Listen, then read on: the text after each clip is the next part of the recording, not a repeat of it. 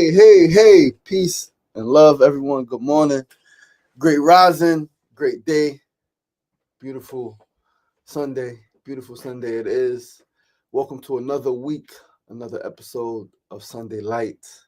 I am your host, LaShawn Sugar Marston, also known as World Healer, also known as Blue Sage, Baba Blue Sage Ali. That is a name of mine. I've had many names, Ra'el Muhammad. I have many names. I wear many hats. Um, and all of these names at different times, in different spaces, different outputs of energy reflect and represent who I am. Right? They all represent the totality of me. Sometimes I'm more this, sometimes I'm more that. Right? When we think about the archetype, sometimes I am more king, sometimes I am more warrior, sometimes I am more lover, and sometimes I am more magician. At all times, I am a little bit of each, sometimes more or less, one or the other. But happy Sunday. Happy Sunday. Today is going to be a powerful, powerful talk. I am super inspired, super inspired. My spirit feels like it's on fire right now, right? That Aries part of me, that Aries rising, right? I feel it. I feel like, right? Fired up yesterday, man, at the Curb Fest in South Jamaica, Queens. Caught the last hour of it, but boy, was it inspiring, man. I caught perfect speakers, perfect performance, all right? In my old hood, South Jamaica, Queens. Yeah, beautiful thing, a beautiful day. Today is a beautiful day. We're gonna have a great discussion today. We're gonna have a great build. We've got some stuff I want to share, just perspectives, right? It's all perspective, experience, some knowledge, some understanding, some wisdom that I've gained over the years, right? 41 years of living fully, right? Even uh, in creating harm, I was living fully, following my own heart, right? Moving to the beat of my own drum, and it was able to afforded me some experiences, painful experiences, yes, right, but some absolutely beautiful experiences, some transformative experiences, some necessary experiences. And today we're going to talk about all of that. We're going to talk about the power of an activated spirit. But first, in the spirit of blue sage, right, we are going to burn some blue sage. I've had some blue sage here. Shout out to Nicholas Bookstore, Cultural Hub in Brooklyn, Bed-Stuy. I got some blue sage a few weeks ago over there. We're gonna light it today. I haven't lit it yet, but this morning we're gonna light it. Yo, Mona Love, what's going on? What's going on, my love? Happy, solid and soulful Sunday. Sefu Sankofa, peace and love, my hero. Oh man, that's you, that guy. You are that guy. Champ 1711, what's going on, Uncle? Peace and love. Let's burn this blue sage and get into a prayer.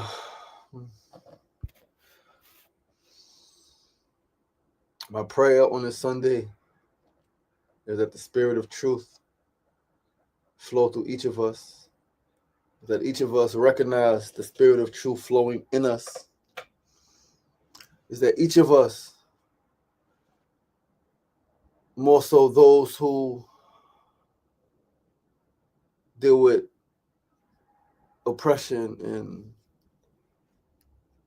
being outcasted and being forgotten and being talked about and being violated in spirit and mind and heart and body and language, that we get active. We get active around our own liberation. We get active around our own salvation. We become active in our own healing. We become active in our own transformation.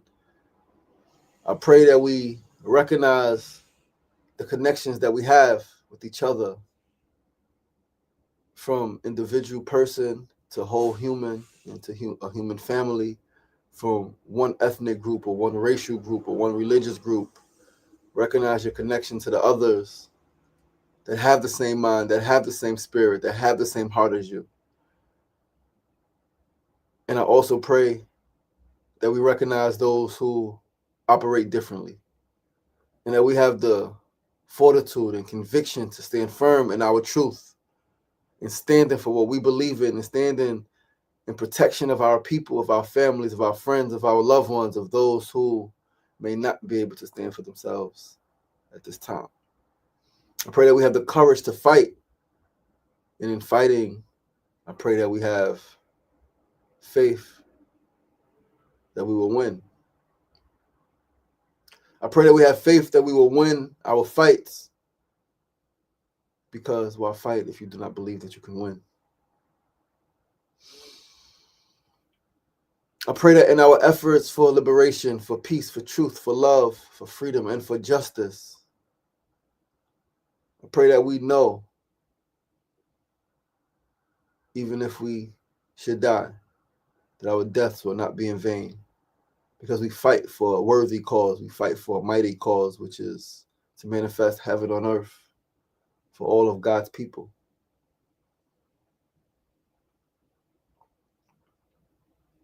I pray that we love ourselves.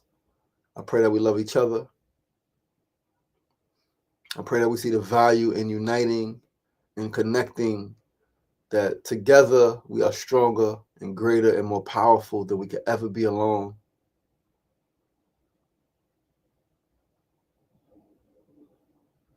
I pray that we see the light. We have the knowledge, the wisdom, and the understanding needed and necessary to progress, not only in this generation, in our lifetime, but for generations and lifetimes to come.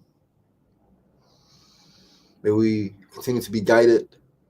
May we continue to be protected as we move forward to usher in a new paradigm. With that, I say ashe, ashe, ashe.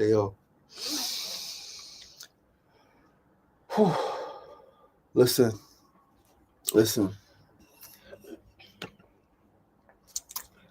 We're going to start right where it's at. Yesterday's Curb Fest in South Jamaica, Queens, organized by the Northeast Political Prisoner Coalition. Our beloved brother Sefu Sankofu is the chair, and all of his partners, Hala, and it's so many organizations, some that I've known, some that I don't know, but I can't remember all of their names. I remember Northeast Political Prisoner Coalition, and I remember Hala. All right, those are my peoples that Sefu I see regularly. Hala, Corey Green, I may text every so often. See his face. He's done some work with Echoes, and so I see his face when we showing videos. His face, his name pops up, and I'm always smiling, taking a picture of the screen, sending it to him. Like, yo, here you go again, brother. So it was great to see him yesterday. It's great to see brother Jasiri. It was great to see brother Omawali from D12, December 12th movement. It was great to see one of my heroes, Brother Charles Barron, and his wife Inez Barron, speaking so passionately, so powerfully, so truthfully. In this fight, right? This is a fight. It is a fight. It is a back and forth, right? There are people who don't want us to be free. There are people who don't think that Black people should be free. There are people who don't think that anyone who goes against their regime, what their agenda, they don't think they should be free. So you could be white, right? You could be Asian, you could be any other group and still be subjugated because you are not agreeing, you are not in agreements with the quote unquote dominant structure, right? But yesterday, man, yesterday's Curb Fest. Again, I showed up. I had my men's group to attend, so I showed up at about 4:00 or so, and it was first I walked up and young girl London was singing. London, powerful young sister, powerful voice, powerful spirit, right? What I love about London, I met her through Echoes of Incarceration, right? Our youth filmmaking and advocacy group around criminal justice. What I love about London is that she might be 15 now, right? She's very in touch with her emotions. Echoes, this is a year and a half ago. 2 years ago, she was in Echoes, right? 13. And she would bring her little brother sometimes. She would rush from school. She lived in Jersey, right? Would rush from school and to get to Echoes. And like, she put her heart on her sleeve. She would cry about things that was happening, not just in her life, in her family, but in the world, right? She would express that emotion and it would bring her to tears sometimes. And I remember at one point she said, like, she feels like with the wisdom that I was sharing, right, and leading meditations and just, inputting, adding input to their filmmaking processes and talking about how important it is to feel your emotions, right, in your creation, right, when you're creating something, when you are creating art, making films, organizing an event. It's important to feel, right? Yes, you got to think and there's logic, but it's important to feel and go with what you feel, right? There's a certain element of that, like logic can't predict. You know, it got to be like this. You just go what you feel. You're like, yo, wow, I follow my heart, right? At one point, she said that she felt like I was the father of Echoes, right? It's not my organization that I created. But she said she felt like I was the father of Echoes because, and I feel like I do feel like wherever I'm at, all children are my children, right? Any corner, all children, even obviously the ones that cause frustration, right, or that inspire frustration, they are my children, right? And I'm always looking for ways to connect with young people, always looking for ways to hear young people, right? To feel young people, to get into their mind, get into their hearts, and know what's happening. What are they doing? What are they thinking? What are they feeling? What do they want to do? How can I support them? Right? How can I get them right? I guess more engaged in the fight for liberation, right? Of humanity, right? And of all living beings, even the liberation of animals, right? Veganism is extremely important to me. But yeah, walked up. London was singing. Powerful song. Powerful song. We were all chimed in, and everybody was with her. But what inspired this talk, right? So I mean, the whole thing, right? This talk is really inspired by yesterday. It's inspired by yesterday, and it's inspired by what's been going on really the last 13 days, right? The last 13 days. The exhibit at Grand Central, right? All of it is because of an activated spirit. Someone and some people having a direction, having some conviction to say, all right, we're going to do this. We're going to be active around this cause. I mentioned multiple times in the last 5 years, I've only met Brother Sefu 5 years ago. Seems like we've known each other much longer. But in the 5 years that I've known him, I have seen him with my own eyes do more work around political prisoners than I've heard or seen anyone do in my previous 36 years. The power of an activated spirit. Bringing letter writing workshops to our grief support group, right? Bringing words of encouragement and wisdom around grief from Veronza Bowers when he was still incarcerated, right? Veronza Bowers, I think, wrote him 12 points of grief or something like that. And every week for about 12 weeks, so it could have been a little less, he would write on the board, right? He would read from his phone, his email, right, his message, and he would write.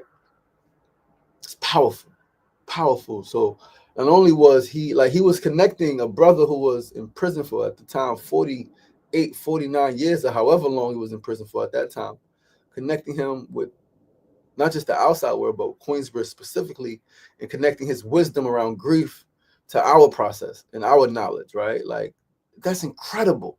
That's because his spirit is active. He took up a cause. He said, I'm going to address this issue. Even if no one is with me, this is something I care about. I'm passionate about.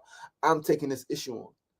And what's beautiful is that he wasn't alone, right? He has elders and people who, ushered him in to this work, right? Or was doing this work before him that he just followed. But the way he does this work, and that's why it's so important to be you. Because, like, yes, there's a way that people do things. And yes, you can have a teacher who shows you, a parent who shows you this is what I'm doing, and you can do things the way they do it. Or you can say, all right, I'm going to do what you're showing me, but I'm going to do it in my way, right? So that I feel fulfilled, so that my spirit is fulfilled, so that my heart is full. Because if I just do things your way, I may want to do something different, right? I may want to go south side and say, let's do a curb fest, where most people may be doing it in Brooklyn, right? We're going to go to Brooklyn. Everything's centered around Brooklyn. But I'm going to go here to this neighborhood, because this neighborhood has freaking political prisoners who are from this neighborhood. So I'm going to go here, and I'm going to talk to this community center. We're going to do it on this corner. It's powerful. It's powerful, brother. I hope you know how powerful, like, you activating your spirit, having an activated spirit, and following that against all odds, even with all the frustrations that you've expressed to me and that I don't know about, right? That you have in organizing in your work and life in general. The fact that it was beautiful yesterday, right? Like, Really, really, really beautiful. They had the trivia. They were asking questions, right, related to Black liberation and freedom and political prisoners. And I was able to win a book yesterday because I answered the question. They said, "Who predicted that Assata Shakur would be free from prison?" I said, "Grandmother, right? Grandmother. She had a dream, right? She had a vision, right? Yeah, man, it was absolutely remarkable, absolutely remarkable. I'm sure there were people driving by yesterday, walking by yesterday, that did not stop, right? That have never seen that, period, let alone the South Side. I'm absolutely sure of that, right? So that's the power of an activated spirit because you do something, you follow your spirit, whether you have 100 people, yesterday was an incredible turnout, or if you have one or two or three people, right? Somebody walks by, somebody drives by, somebody hears it, and now it's implanted in their mind and their heart, right? And may activate their spirit. Because as they say, like faith works by hearing, right? You hear something and it does something to you. You see something and it does something to you, right? This is why it's so important for individuals to follow their purpose and to just do something. It don't got to be perfect. And it's never really going to be perfect. It's never going to be the perfect time. But you got to do something because, again, not only for your conviction, but because we are links in the chain. In the moment you do something, you give somebody else permission for them to do something, and now you set up for chain reaction. And now you set up for chain reaction. And I'm gonna tell you this because of yesterday, right? Again, my one of my heroes, right? Since I've been doing this work, brother Charles Barron, right? I love when he says when he was still in the office, he was still a councilman. He said something at a talk years ago. They introduced him. I think we might have been in the Bronx. So I think I might have been in the Bronx with Ramarley Graham when Ramarley Graham was killed in the Bronx by I think his name was Daniel Pantaleo or something like that. He shot him, killed him in his house in front of his grandmother and little brother. Thought he had some weed or something like that. Like chased him in his house. They introduced Charles Barron. He said, "In former Black Panther." Charles Barron gets up, takes the mic. He says, "Ain't nothing formal about me. Once a Panther, always a Panther, and it still sends chill through my body because there are many people who are ashamed of what they've done. There are many people who were engaged in organizations or activities and movements and fights at a time when they may not have been in office or when things may have just been a little bit different for them. And now they grow. They're like, yeah, that's the old me. That was then. Nah. They try to separate, especially with Black Panthers, Black Liberation Army. People try to separate themselves. Black folks. I love he called them Negro. Yo, Charles Barron is the truth, man. People want to separate themselves from that so they could be accepted by their white counterparts. Charles Barron ain't never give a damn about that. He said, "Once a Panther, always a Panther. I'm still a Black Panther. I'm going to forever be a Black Panther." This when he was in office, still. And he faced a lot of flack, right? Like, people always trying to run somebody against him, always trying to get him out of office. But him and his wife, Inez, man, to me, from what I know, like people who I know, the most revolutionary Black couple I've ever seen, right? The most revolutionary Black couple I've ever seen in my life. Brother Charles Barron, Sister Inez Barron. And because of Charles Barron's talk yesterday, right, I went live on Instagram. Sent it to my brother Donnelly, right? Donnelly is one of the most passionate, intelligent people I know in the world, right? Dominican. One thing I love, right, outside of just who he is part of who he is because he said Dominicans are Black. We the same people, right? We he doesn't try to separate. He's never tried to separate, and I love that, right? Because like we have shared history, we have shared struggle, we are the same people, right? Whereas a lot of Dominicans, Puerto Ricans, they want to classify themselves as white, right? Not Black, because Black doesn't mean African American or African, right? Or Black American. It's Black, Dominican Black, right? Anyway, because Charles Barron talked, I sent it to Donnelly. Donnelly's fired up because Charles Barron blasted everybody. He blasted Tish James. He blasted Eric Adams. He blasted Zora Mamdani, right? He blasted Cuomo. He blasted everybody, right? And Donnelly be blasting everybody, right? Or he wants to blast everybody, right? Attorney, right? Attorney. He's also heavily engaged in politics. He said Charles Barron said exactly what I've been thinking. All right, but feeling like I'm on a political island. All right. He says, "Yo, I would love to get his guidance." I say, "Yo, you can make it happen." So I text Charles Barron, text him. All right, we go back and forth with him. I'm like, "Yo, my brothers and I would love to meet up with you and get some guidance from you. Let's make it happen." Boom. So now, like, activated spirit. So said full spirit is activated. He and his people organize Curve Fest, right? They bring the big brother Black Panther out. His spirit is always activated. He speaks, inspires me. I go live, send it to my brother whose spirit is activated, right? Now we are continuing to blend generations, intergenerational, right? Charles Barron is, I think, maybe 70 something now, or 60s at least in the 60s, late 60s at least, right? Maybe 70s. I'm 41. Donnelly's, I think, 39, right? So, like, again, like the power of an activated spirit. When your spirit is active and you speak truth, you speak your truth, you speak truth to power, the possibilities of what comes out of that are absolutely endless. Endless. So we talk about, I mentioned, I think, on one of SR Daily shows last week, the difference between changing the world and building a new world. To me, changing a world to me, the world is ideas and systems. Changing the world means changing ideas, changing systems, changing someone's mind.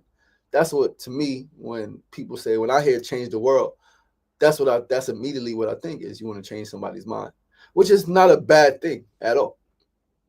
I don't think that, I think that there are some people in this world, on this earth, who don't want to change their mind, right? Their mind is set on oppression. Their mind is set on exploitation. Their mind is set on subjugation, the subjugation of women, of all ethnic backgrounds, especially Black women, Native women, right? Their minds is freaking determined to enslave, to imprison Black folks, Black men at the highest rates, right?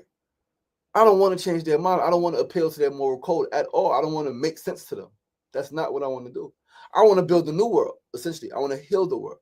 Those who are stuck in the middle, those who are just confused, those who are misled, those who are misguided, those who have been bamboozled. I want to lift the veil off those people's eyes. Like, look at what's happening. Like, look at your own life and how you're being subjugated, how you're being oppressed, how you're being violated, right? How you're having your rights violated and your sovereignty violated, your autonomy violated. Look and come on over to the light side.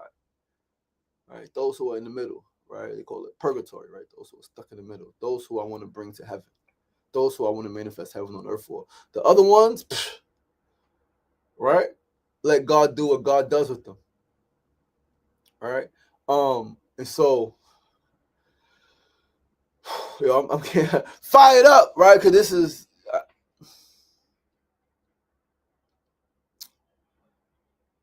I really want to drive this point home, right? Healing the world, changing the world, building the world. A new world exists. A new world exists where people are free to live, to work where they want, right?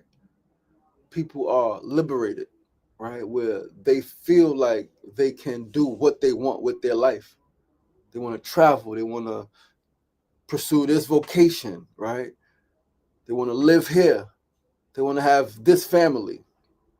They want to study this subject. They have the freedom and they're liberated to where they can do it. Because you can be free and not liberated.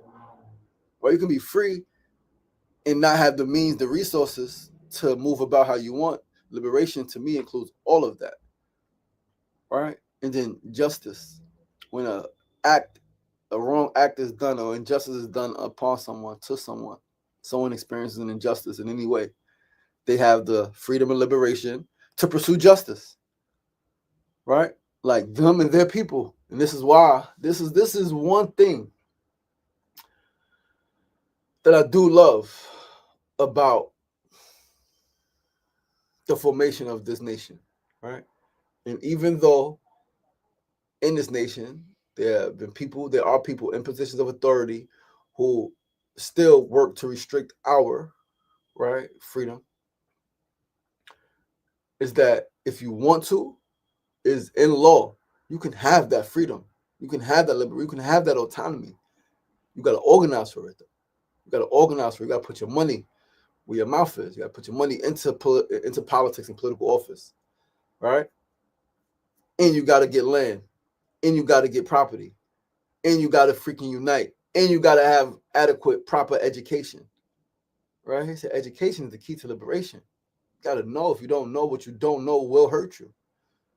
I remember younger, I might have been like 15, I think, when I learned this. I learned it through experience, right? Not knowing the law, being ignorant of the law does not excuse you from the consequences of breaking or violating the law. And I believe it was what did I do? I think was I riding my scooter, my motor scooter on the sidewalk? It was something. I was like, I didn't know that was a law. And I still got arrested, still took my scooter. All right.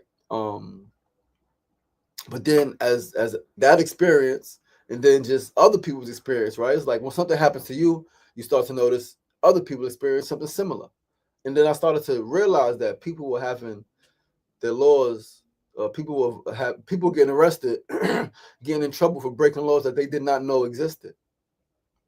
And it was like, whoa.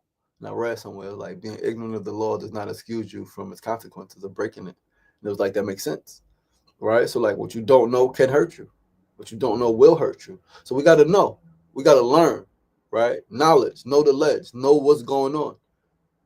In this structure, three things run the world, right? It's not love.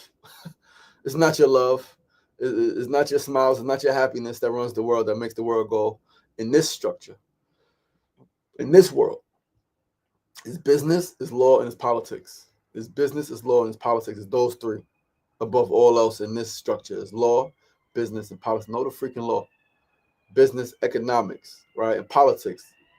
Fucking laws, right? Like the laws, they make the laws. They make the laws, they control the budget, right? They control the land and what's going on with property and space and all of that shit. And so like we should know that. I can learn more law, right? The beauty of life. This is why it's important to be connected, to recognize your connections, to foster connections that you have. Because not one person can do everything. Some of us do a lot, right? Some of us have a lot, offer a lot, absolutely. But it's only so much time in your physical life, right? That you cannot know everything that is know about everything. So what I like to say is double down on what you're great at. You know the direction that you're going in, the field that you are going to like play ball in. Know as much about that, know a little bit about other stuff, right? Know as much as you can about other stuff, but then have a partner, a comrade, right? Who is in those other fields, right? So I am art, right? I'm more art than anything. Speaking art, right? Film art, right? Like I'm more art than anything. Art and human connection, right? And human potential, right? That's those are my psychology, philosophy. Those are my areas. I know a little bit about law. I'm not going to go study law, even though it's something I wanted to do as a youth, but I'm not going to do that now. We're doing healing. We're doing mind-body connection, right? We're going to go into naturopathy, right? Herbs and healing, like medicine in that way. My brother's a lawyer, right? And he's studying law, all right? And he's not studying freaking what I'm studying, right? He knows a little bit he knows some psychology and philosophy and art, right? But like, and then like that field, and then brother said, fool's gonna know more about law and political prisoners and that, right? And then right, Kimona is right in health, right? And consent and youth, right? Health with youth specifically, right? Teacher for 22 years. Right, a mom of 4 sons, right? She's in that field, and then this sister's over here in that field, and then that's why it's important. Community, because we fuse, right? We fuse.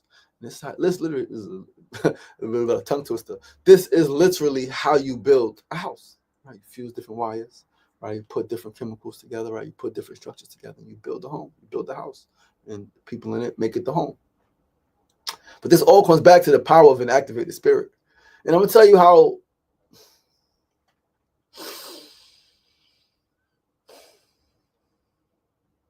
1995, August 14th, my dad passes. All right, my dad transitions August 14th, 1995. My brother Leroy calls my mom, right? Trap Dula, what's going on? Mocha, Jody, what's going on? Pardon me. My brother Leroy calls my mom, calls the house, and the conversation was like something like, Ray, your brother want to take you somewhere. It's like, okay, I come to the phone. Yo, what's up, brother? Whatever, however I speak, however we speak then. So I actually want to go to DC. Million Man March. Gonna be a million black men in Washington, DC. Do I want to go? A couple weeks away. Yeah, because that was like September, a couple weeks away. Of course, yeah, I'll go with you. I'm going. My nephews, Kendall and Kimani from Chicago, is going. One of my brother's boys is going. Yeah, we drove down to DC. It's incredible. I never forget driving to DC, finding. I think they had a friend, a brother whose house we were staying in, and we stayed and we slept on the floor. It was incredible because it was sleepover, right? We slept on the floors and freaking blankets, and we walked forever. That walk, we walked forever. I never forget that walk, man. Wherever he lived was really far from where the demonstration was. But what was so incredible was that a lot of people walked forever. We wasn't walking by ourselves. There was a whole bunch of people walking. I'm 11, right? So it probably wasn't that long, but it seemed like forever. All right. And I would like to ask, like, my brother, like, just for context, like, how far did we stay away from the monument, right? And where Farrakhan was. However, the point is, at 11 years old, my brother takes me, right? And this is after my dad passing. Prior to my dad passing, I don't really remember us doing much together, right? Just like us, my brother calling me saying, let's go do this thing. I don't recall that too much. I do know that we skied, right? We did things as a family, but I don't remember like him specifically calling me saying, hey, let's go here. I'm gonna take you here, right? But this was his, right? His activated spirit, realizing he had to step up as a big brother, right? Our dad is gone. He got to do more for his baby brother, right? Cool. I goosebumps because I tongue tied, stuck. I remember the feeling I had as an 11-year-old boy seeing all of those people. And like, I remember as an 11-year-old boy, remember, I've always been into my emotions, right? I've always been quote unquote sensitive. So I was crying as an 11-year-old boy. Like, it was inspiring seeing so many people and so many smiles, right? Beautiful black people. And I knew that existed. I've seen black people, right, in harmony, but to see it on that scale, no violence, right? People helping each other. There were people in wheelchairs getting helped by, and they were strangers. Yo, can you help me over here? And I'm watching, and we're walking through the crowds, and I don't remember everybody who spoke. It was a lot of people spoke that day. A lot of people spoke that day, but I just remember being like positively impacted. And then I remember Farrakhan. I remember everybody cheered, everybody clapped, right? Honorable Minister Louis Farrakhan. And I remember the feel, not the words, but the feeling. If I'm not mistaken, he called men to be more active in their community, right? Again, I don't remember the exact words, in their community, in their lives, in their family, be more active as men, as protectors, as providers, standing up against oppression. Don't remember all the exact words. I remember the feeling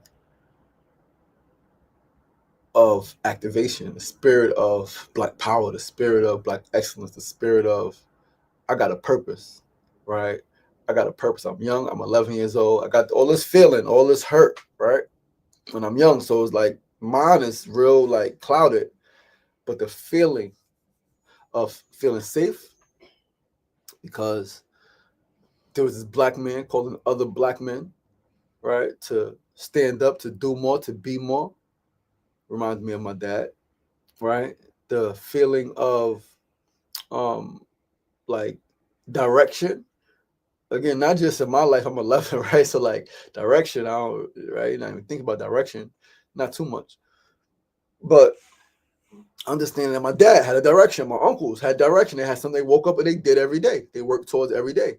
So like hearing this call from Honorable Minister Louis Farrakhan is these brothers gonna have direction. These uncles, right? These big brothers are gonna do something. They're gonna go somewhere. They're gonna take us somewhere. I'm 11. They're gonna take us. I'm a boy. They're gonna take us somewhere. We're going somewhere because of his activated spirit, right? I wouldn't know that the next 10 years of my life, like I would get arrested so much and I would get shot and I would freaking cause harm to so many people. I didn't know that. I couldn't predict that from 11 to 21 in prison, 21st birthday in prison, I couldn't predict that life would go that way.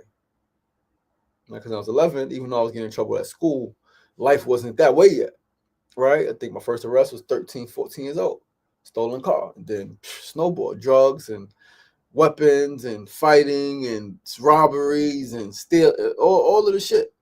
From big arrests to small bullshit arrests, smoking weed outside, riding my freaking motor scooter on the sidewalk, right? Bullshit arrests. Through all of that, though, right? I'm doing the work I'm doing now.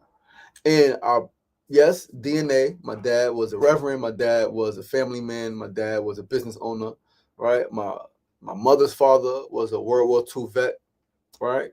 Family man, right? Protector, provider. So, like, yes, DNA, 100% DNA, 100% lineage, who I am, who my family is, who the men in both sides of my family have been. My uncle, New York State boxing champion, other uncle corrections, right? Like men, firm, stand on something, goal oriented, right? Like committed to causes, committed to objectives, right? So, yes, DNA. But I promise you, I attribute a large part of who I am and how I am to that Man March in the call of Minister Louis Farrakhan. I attribute a large part of who I am to that day in October of 1995. That was something to remember. But that was because his spirit was activated. See the power. Do you see the thread? When your spirit is activated and you do something, you follow your heart, you follow your spirit, you follow your causes, you commit to your cause, and you act out in as many ways as possible.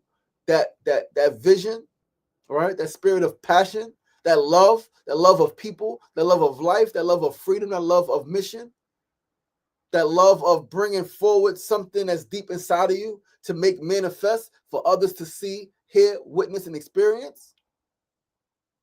Your spirit activates the spirit of another.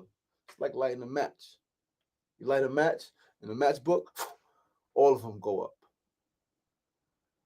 Right? Light a match in the matchbook, they all light on fire now. Come on. Light yourself on fire. You got to get active. We got to get more active around your cause. Not around my cause. You ain't got to go to Queensbridge. You ain't got to go in your hood and feed people. You don't got to do that. Right? You don't got to do a show Sundays through Fridays. You don't got to do that. It's not what you have to do. You got to do something. You have a purpose. Each of us is here for a reason. Whether that reason is predetermined or you make that reason. This is what I'm here for.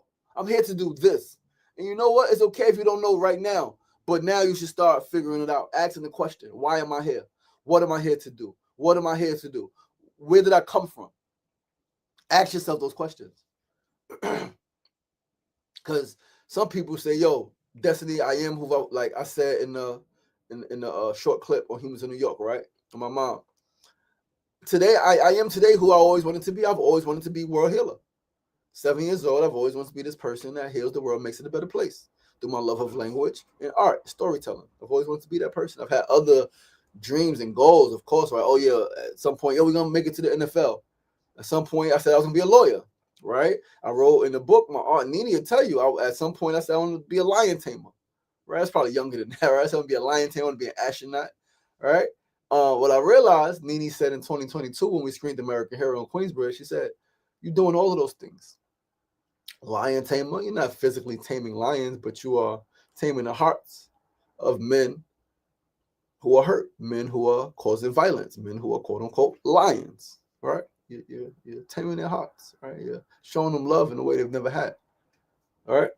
So astronaut, you haven't gone to space yet, which I do intend to go to space with Kimona, right? That is a dream of hers, and it is a determination of mine to make that dream manifest for her. Right, and for myself, right, I love the stars and I love exploring, especially after Neil deGrasse Tyson's book and just learning from him, right, in so many ways. Hearing him talk, right, in person, watching his videos, right, reading that book specifically, gave me a different desire to like get that cosmic perspective, to leave Earth and to look back and to that just said once you do that, your perspective is never the same. And I can get that, right? So I do intend. So But she said, you're not astronaut, you're not in space, but like your mind, you're going to heights that like people around here, around where we're from, people in general have never gone to those heights where you're going, the work that you're doing, the way that you're dreaming, the way that you are actualizing those dreams. She said that shit. All right. Like, always wanted to be who I am today. Always. But it's okay if you don't remember your dream. It's okay if you didn't have a dream. It's okay if you have no idea why you're here and you're 20, 30, 40, and 50. It does not matter. Nothing you can do about the past. Nothing you can do about not knowing for 50 years. What are you doing now? Now you know that you don't know. Now you know that you don't know why you're here. Now what are you going to do? Why are you here? Like, determine that. That's the beauty of, as Sefu would say, self-determination. Kuji Jagalia. Self-determination. I'm determining for myself why I'm here and what I'm going to do in my life and who I am and the name I want you to call me, how I want you to address me, and how my life is going to go and the life of my family is going to go and the lives of my people are going to go. I'm determining that shit. We're determining that shit collectively. It's not on you to determine my life. It's not on outside communities and outside groups of people to determine how we operate, right? But it has to start with each individual taking that, like, having that conviction. Say, this is my life. Like, I'm here for this. I am here to make the world a better place through my art, through my storytelling, through my passion, right? Through my personal transformation of my own life. I'm also here to connect with like minds. I'm here to connect with like organizations, to learn, to study, to be taught, and then to teach. I'm here for a very specific reason. I'm here to heal this world. I'm here to build a new world. Right, I'm here to usher in this new paradigm, and I'm gonna say, we've ushered in a new paradigm. It's already here. A new time is here. We've ushered that in. Right, power of an activated spirit. Power of an activated spirit, because my spirit is active. Because I'm pursuing my goals with passion and vigor. Young sister takes a photo of me. Now her photo in Grand Central Station, there New York exhibit. Right, power of an activated spirit. Brother said he celebrated a year, some change of being pescatarian because of me. Got him, and I didn't, not like I was telling, yo, you don't eat that, you got to eat this. It's just coming to the group, yo, I don't eat that, I'm vegan. And they're asking questions, and I'm bringing different things in, and they're asking questions, and they see me, I'm healthy, right? I'm solid, right? I'm not withering away vegan, right? No, I'm vegan, and I might be a little too fat, right? Too much late at night eating, and before too many snacks, right? But like, he found something different because my spirit is activated. I have a passion I'm pursuing. I'm living my life in a very specific way, right? And I have no problem sharing how I'm living my life and what my lifestyle is doing for me, right? It made me calmer, made me more peaceful, made me more alert, made me more aware, right? Stronger, physically stronger than I've ever been previously, all right? Now he makes an adjustment in his life, in his diet, and the way he eats, in his lifestyle. And again, transition. He said he going to like stop eating that soon. Transitions, activated spirit. It's something that said you pursuing your passion gives others permission to pursue theirs. It's the absolute fact. Absolute fact. So Sefu, I want you to understand. There were, again, London was 15. Kimona said there was a rap group, two siblings. They were rapping, right? The brother Jasiri said his sons were over there, right?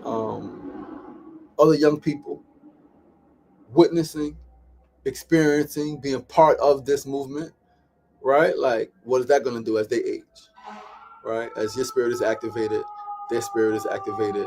Now, which one of their friends' spirits can be activated? When they become parents, how are they going to activate the spirit of their children? Right? This shit is a domino effect, man. It's a ripple effect. Each person literally impacts the next. We are impacted by each other. We are.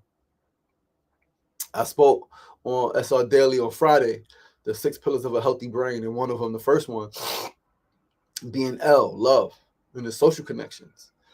The people around you foster neurogenesis, the creation of new neurons, new cells in your brain. Positive people around you, people who speak life into you, people who inspire you, right? People who you learn from, right? New goes off, right? You will literally be elevating to a new height. But the opposite is also true. If you got people who insult you, people who talk down to you, people who have no motivation, who do not inspire you, who actually make you feel like stuck, right? No new cells in the brain, old cells in the brain, right? Dying, nothing new being born, you're withering away. Literally, withering away. So it is extremely important for you to surround yourself, for us to surround ourselves with people who make us feel alive, with people who inspire us, people who make our spirit feel like fulfilled and on fire. Now, just for clarity, right? What does it mean to be activated, right? What does it mean to be activated? To activate it is activate, right? Activate examples include starting a machine, triggering a reaction, or making a service available. Examples are push button to activate the device, right? Hold on, no, that's not it. Hold on. Being activated, this is it. Being activated means to make something start working or cause it to become active. But the specific meaning depends heavily on the context. In a general sense, it means to put something into a state of activity, such as activating a new bank card or military, right? In psychology, in emotional context, being activated can mean having a heightened emotional or physical response to something, while in physics, it can mean making a substance more reactive, right? More reactive. Heightened emotional or physical response to something. Whether you want to believe it or not, whether you, right, however you philosophize, theorize your life in the world, it's a war going on outside. Literally, no man is safe from. Literally, like you see ICE taking people out of their homes. No man is safe at all. No man, no woman is safe from this war at all. And that's one of the many wars going on, right? It's wars within families, wars within communities, right? So, like, it's okay to feel. It's okay to feel. It's okay to have a heightened emotional or physical response to oppression, right? To racism, to classism, to sexism, right? To abuse, right? To abuse, to neglect, to ostracization, to fucking criminal justice, criminal injustice in the prison industrial complex. It's okay to have a heightened emotional and physical response to that shit. It's okay to have a heightened emotional physical response when the citizens in your neighborhood are being violated, called out their names, being raped, being assaulted because they're beautiful, got a nice body, and somebody just want to touch their butt or call them out their name. It's okay to have a heightened emotional and physical response to that. It's okay to have heightened emotional and physical response when the sister lies and says the brother raped her and he never did, right? When the sister sets the brother up, right? When the sister know that she's burning, know that she got a disease and has unprotected sex with the brother because she want to punish all men. It's okay to have a heightened emotional, physical response and physical response when the young people are being killed in your neighborhood, when the elders are being violated and disrespected and they're scared to come outside because people keep shooting and robbing elders specifically. It's okay to like fucking be active, man. It's okay to be activated. It's okay to care about some shit. It's okay to be passionate about some shit. It's okay. You don't got to be fucking nonchalant about life. Like, that's actually not okay. It's not okay to go through life nonchalant. Like, oh yeah, well, this happens and I don't care. And even though my perspective, right? If you know me, you know me. I'm very fucking passionate. Even though my perspective is with a lot of things, it happened. The fuck you gonna do about it? Like, this is part of life. But I don't say that and just like, oh, this is part of life. There's nothing I can do about it. No, this is part of life. And because the pendulum always swings. I want to swing this shit back to this way. I understand when it's over here. And right, like, I'm gonna feel that shit. But that's the key. I'm gonna feel. I'm not just saying that absent of feeling, devoid of feeling, devoid of passion, devoid of heightened emotional and physical response. This shit is fucked up. It happened though. Nothing we can do about it happening. What we can do is do our best to ensure more of this happens and that happens less. Right? Because we do control, like, energy runs this planet. This planet runs off energy. There's a living, breathing organism. The brother mentioned yesterday a battery. All right, brother at my men's group mentioned about a battery. Negative ions and positive ions, and they work together to make the battery operate. They work together to make the battery operate. And actually, if I'm not mistaken, I believe I learned that it's more negative ions that cause motion and movement. And then it makes sense because, like, They say when you win, you get complacent. It's loss, it's failure that activates you, that makes you say, hold on, we got to do something different. We got to get fucking moving. We got to get moving. So that's activated, right? But then activated keeps coming back to the root word, right? Which is active, right? Because it says somewhere, it says, where is it at? Where is it at? Where is it at? It says to make active. What does it mean to be activated? To make active, right? So then what does it mean to be active? Engaging or ready to engage in physically energetic pursuits. Physically energetic pursuits. Pursuit of your freedom, pursuit of justice, pursuit of liberation, the pursuit of love, right? The pursuit of love, of finding a worthy companion, right? Of expressing love through your poetry, through how you dance, through how you move, through how you speak, through how you take care of yourself, right? To be active, pursuing an occupational activity at a particular place in a particular way. Pursuing an occupation or activity at a particular place or in a particular way. Yesterday, Curb Fest, brothers was active, sisters was active, young and old, active, right? Active, characterized by action rather than by contemplation or speculation. Characterized by action rather than by contemplation or speculation. I remember years ago sitting in a circle with some really good brothers. Like, I'll say it again, some really, really, really good brothers who I love and I admire and I respect deeply. But it was too much contemplation for me, too much speculation, too much theorizing, too much philosophizing, too much, oh, this is because of this, and this is this, and this is why, and da da da. But they're inside. Nobody's coming outside. Nobody's active. Yeah, they're working and they got careers and raising their families. Cool. But action. Not just to complain about a problem, but to do something about a problem. Not just to say what solution should be done, but to actually work to implement that solution. Active. So get active, my brothers and sisters, no matter who you are, no matter how old you are, no matter what your ethnic, racial background is, no matter what your financial background is, your financial situation is, no matter what your religion is, no matter what your culture is, get active. Get active, get active, get active, get active, get active. Today, right now. Set your soul on fucking fire. Give yourself permission to be active, to speak, to write, and to show up as your full self, pursuing whatever causes that you care about. Right? It could be freaking rescuing dogs, because dogs are being abused. Dogs are being left out in the cold. Right? Dogs are living beings. You want to rescue dogs. You want to rescue cats. My homegirl's fucking cat rescuer. And mad cats in the fucking house. Right? Like mad cats in the house. You go, she got all type of cat toys and fucking structures. When this cat goes in the hole and that cat comes out the other hole and the food, it hits this thing and the food drops. I'm like, what the fuck is this? I've never seen no shit like that. My boy said he got 19 cats in his house, him and his wife. 19 cats. They have a cat sanctuary. Cool. Not my shit. I don't give a damn. I care about, right? But I'm not going to go save no fucking cats. That's not what I'm doing. I'm not rescuing no fucking dogs. That's not what I'm doing. But they're active around the cause they care about, right? So get active. Get fucking active. Your life literally depends on it. Your life depends on the energy output, not just what you take, not just the input, not just what you get, but your life, your legacy depends on what you put out there, what you give. What are you giving to the time and the space that you are occupying? Not just humanity, but the earth itself and all of God's many creations. What are you giving? How are you activated? How are you activated? What are you activated around? Think about it. And get active and go outside and do some shit. My brother Javon, the prophet of love, says, yo, why all the healers go inside? They outside when they're causing destruction, but the moment they heal, they go inside. They go inside, and it's just them and their family, and they're inside. We outside. Get outside. Be outside. Like today, literally, go outside in your neighborhood. Speak to somebody. Right? Let somebody know what you care about.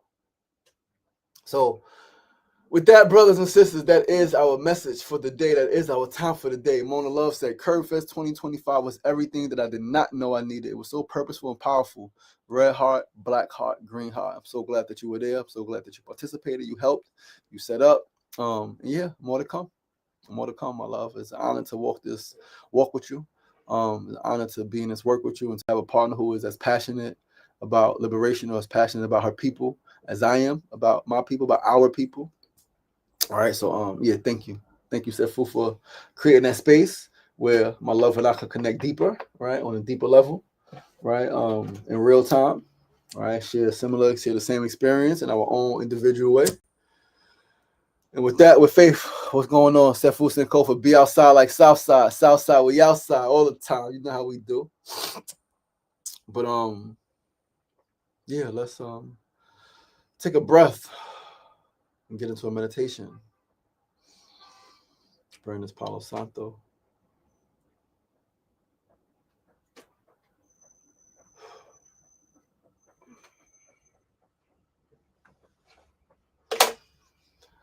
Oh, if you're comfortable, or if you can get comfortable, get comfortable. Please get comfortable. If you're laying, be comfortable. If you are sitting, allow your feet to be planted firmly on the floor beneath you. Allow your back to be straightened by the chair or the couch behind you. Allow your arms to rest in your lap or by your side, whichever is more comfortable for you. Allow your head to lean forward so that your chin is in your chest, and allow your eyes to close ever so softly.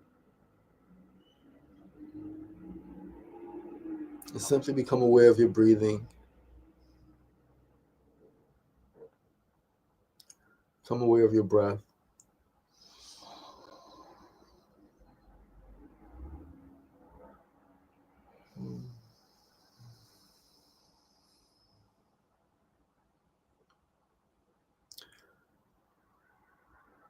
And become aware of your breath.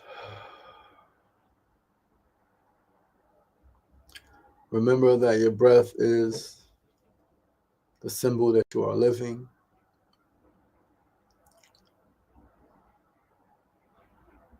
Remember that with this breath also comes a heartbeat and a pulse to symbolize that you are living.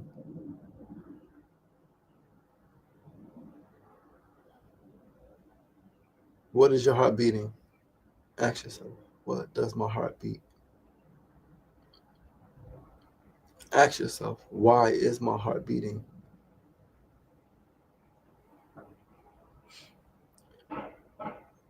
What is this pulse in my body?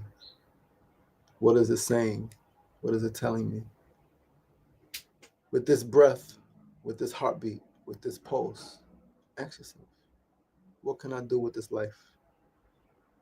What am I doing with this life? What do I want to do with this life?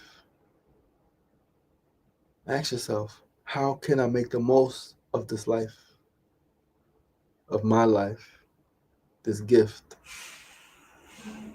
that everyone doesn't get, that will not last always?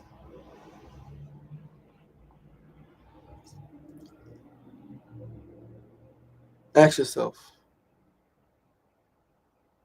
in 50 years, in 100 years, in 200 years, what do I want my legacy to be? What do I want people to remember me for? What footprint do I want to leave in the sands of time?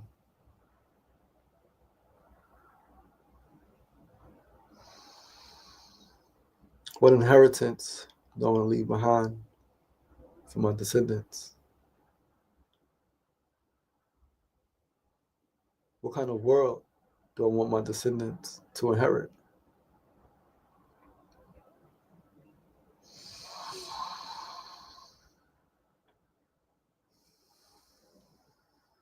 As those thoughts come, as those thoughts arise, you can observe them. You can watch them like a movie or your favorite show. You can smile with them. You can laugh with them. You can even cry with them. But do not hold them. Allow your thoughts to be free as a butterfly. Allow them to come and allow them to go. Remember that you Don't choose every thought that comes into your mind, but you do choose every thought that you entertain. So focus on the thoughts that move you forward. Focus on the thoughts that make you feel good. Focus on the thoughts that push you and stretch you to be better, to grow, to live a more fulfilled life. Focus on the thoughts that foster connection with your people, your neighbors, your family, your friends, those of like mind, similar spirits. And affirm with me right now. I will be more active in my own salvation and liberation. I will be more active in my own salvation and liberation. I will be active in my own salvation and liberation. I can create a reality where I am fulfilled and fully connected to my people. I can create a reality where I am fulfilled and fully connected to my people. I can create a reality where I am fulfilled and fully connected to my people. I am whole and I am a part of the whole. I am whole and I am a part of the whole. I am whole and I am part of the whole. Know that you are loved. Know that you are cherished. Know that you are sacred and you are adored. You are stronger than you think. You are more powerful than you know. And you are greater than you could ever imagine. I love you. I love you. I love you. Ashe. When you're ready, you can slowly begin to open your eyes, wiggle your toes, move your fingers, give yourself a neck roll. Come back to the space. Thank you. Thank you. Thank you. Thank you for tuning in. Get active. Please do join us next week, same time, same place, 8 a.m. to 9 a.m.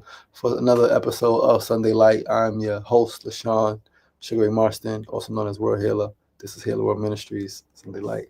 I love you guys. Peace.